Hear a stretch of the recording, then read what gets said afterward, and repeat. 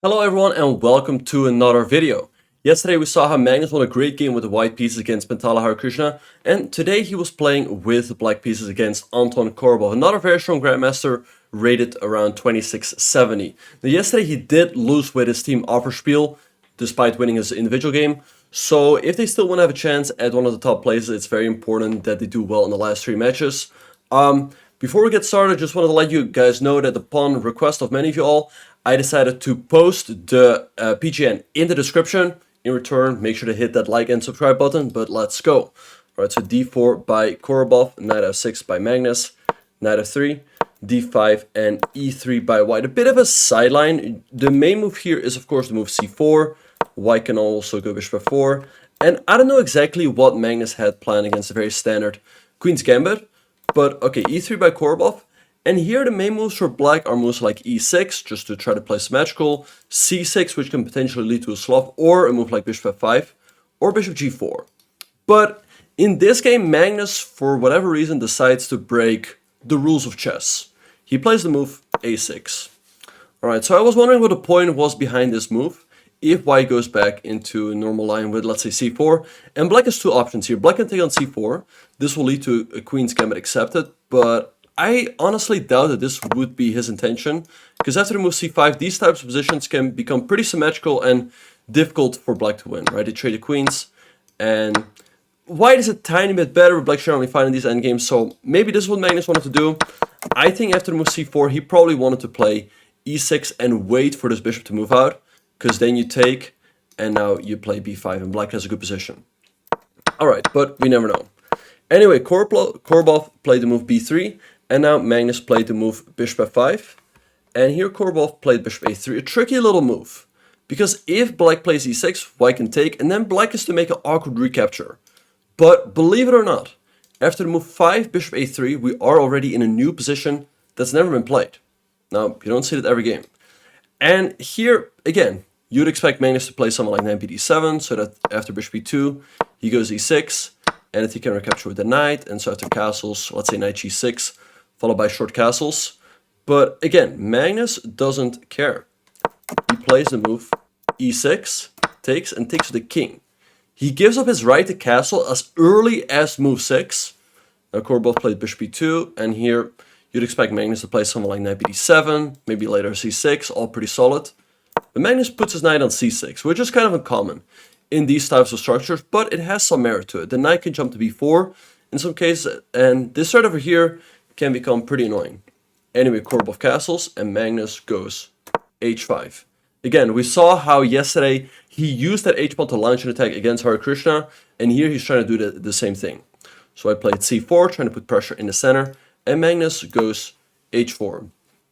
Korobov goes knight to c3, and knight e4 by Magnus, rook to c1, and now Magnus goes rook h6. So this was really his idea, because you gotta bring this rook into the game somehow. With the king here, you cannot castle. So I like the idea of bringing the rook in with the rook left. And here Korobov made a serious mistake.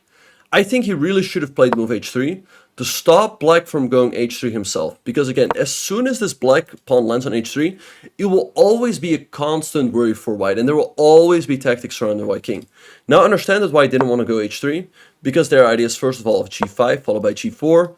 But white can always go knight h2, and I don't see a clear way forward for black, and maybe white can go f4 at a good moment. And there's also the move rook g6, which threatens this.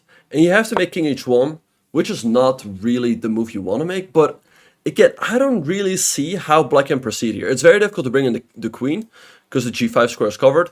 And in the meantime, white is going to try to develop an initiative on the queen side. But Korobov took in d5. But this actually helps Magnus, because now the rook on the 6th rank also does a good defensive job. And here, again, white should have played the move h3 in my opinion. Black should be fine after, let's say, rook g6, or maybe just king g8, artificially castling. But Korobov played the move knight at d2, putting pressure on the knight on e4. But by removing his knight, his king no longer has a lot of defenders around it.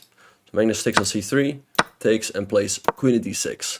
Centralizing the queen, queen to c1 by Korobov. He's trying to put pressure along the c-file, and here Magnus goes rook e8. So he's bringing tactics like knight takes d4 into position, just to illustrate if white goes here, very often you can take and then take the bishop here. And if white takes, this doesn't work because you can take, deflecting the queen. So that's Magnus's idea behind the move rook to e8. So Korobov played bishop f3, putting further pressure here. Now Magnus plays another great move. He plays rook to e7, defending this pawn. So now this knight over here is free to move. So he wants to go knight b4 and try to pose some problems in white's position. And if white goes for the move a3, perhaps he wanted to go knight a7 with knight b5 coming. Again, this rook is lacking a lot of good squares. Also, this pawn comes under attack. And what does black do if white goes a4? White just goes back. And the knight on b4 has a great outpost. And again, black is a great position.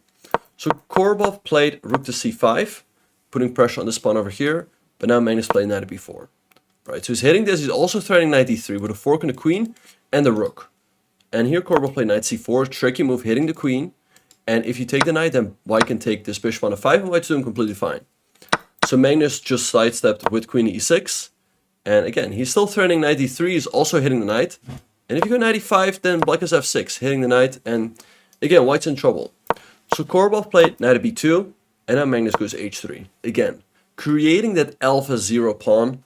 There will always be a constant worry for white. g3, and now he takes a pawn. He's not worried about his knight getting trapped because he has his own tactical possibilities. Queen to d2, bishop e4, another great move. Again, the timing of Magnus is really great here in this game. Bishop e4, you cannot take because black will take, and black threatens a checkmate. Only way to stop it is this, but then you lose another pawn, and this endgame is just completely hopeless. So Korobov goes bishop to e2, but now Magnus goes b6, and the rook on c5 is trapped. Look at this, the bishop covers this, the knight covers this. There's nowhere to go, but Korobov comes up with a tricky move. He goes knight a4. So if black takes, he wants to take with the knight, hit the queen, hit the bishop, and if you go here, then white takes here. And again, things are not that easy. There's no clear way for black to get this queen somehow on this diagonal, and white has some compensation.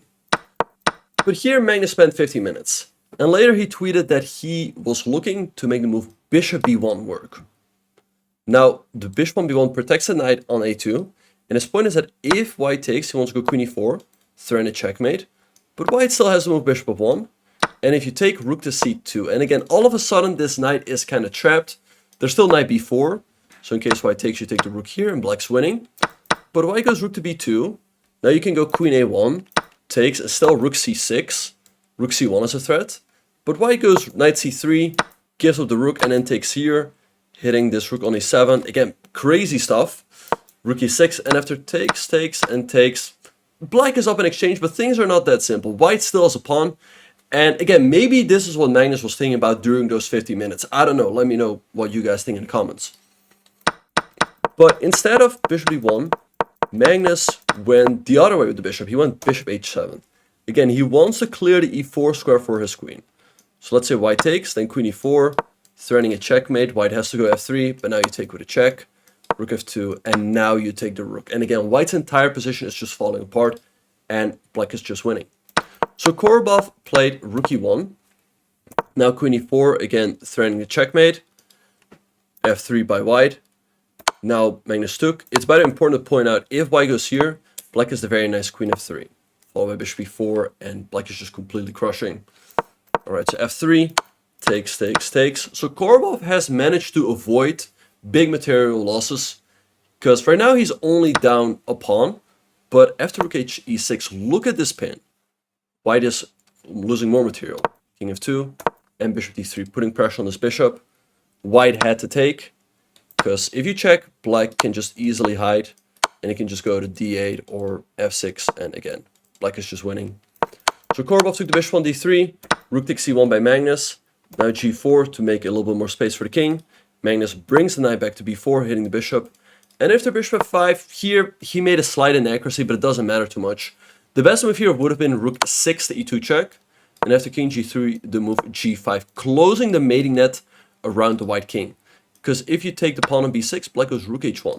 And there's nothing you can do about check and mate. And if white gives a check, and here you check, and it's checkmate. And yeah, there's nothing white can do about that. And another nice line is, if after g5, white plays the move knight to c3, hitting the rook, black is a check. And if you take, knight d3, threatening a checkmate over here and here. And if you take the knight, then rook e6, and there's nothing you can do about this checkmate over here. And rook c8, king g7, and white is lost. So some nice checkmating variations there, but Magnus goes for another move. He goes rook 1 e2, also completely winning, of course, king g3 and rook d6, because here black's up in exchange and has still a very dominant position.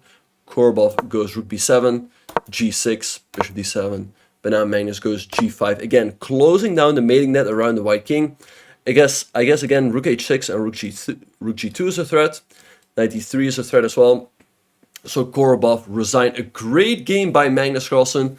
And if we have a quick look at the rating list, we see that he's gaining now 3.5 points. Again, he's making up for that loss that he had against Hans almost a month ago. Anyway, I hope you all enjoyed the video, and I look forward to seeing you guys in the next one.